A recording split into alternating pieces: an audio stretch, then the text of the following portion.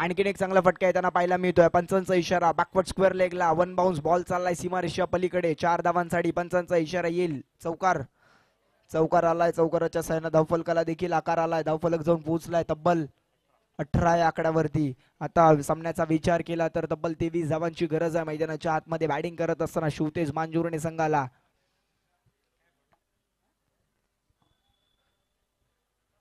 3 यावेळेला big hit बॉलला पाठवलाय deep square leg boundary लाईनच्या पलीकडे. गणेश रणपिसेचा वार झालाय पलटवार. बॉलला फेकून दिलाय बाउंड्री लाईनच्या पार. धावा मिळतीलचा आलाय षटकार.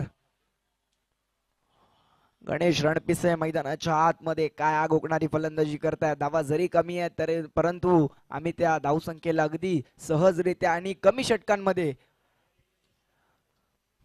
पूर्ण करण्याचा प्रयत्न मैदानाच्या आतमध्ये. षटकातील पुढचा बॉल कुटप्पाचा बॉल बिग हिट केलाय. बॉल चालला डीप मिड विकेट बाउंड्री लाईनच्या पलीकडे. गणेश रणपिसेच्या बॅट मधून येतोय आणखीन एक षटकार.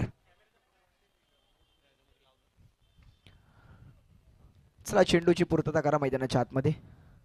षटकार आलाय. षटकाराच्या साह्यानं धावफलक वेगानं पुढे जात असताना पाहायला मिळतंय. अर्थात धावसंख्या धावफलकावरती. फुलटॉस यावेळेला वॉड शॉट. बॉल आणखीन एकदा बॅक टू बॅकचा दुसरा धमाका. अर्थातच गणेश रणपिसे यांच्या बॅट मधून ठोकलाय त्याने षटकार.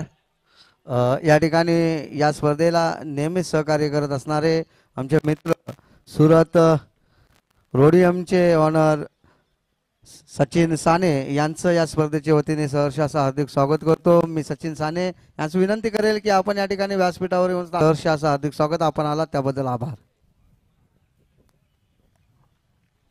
वा वा वा काय मैदानाच्या आतमध्ये बॅटिंग केली आहे. अगदी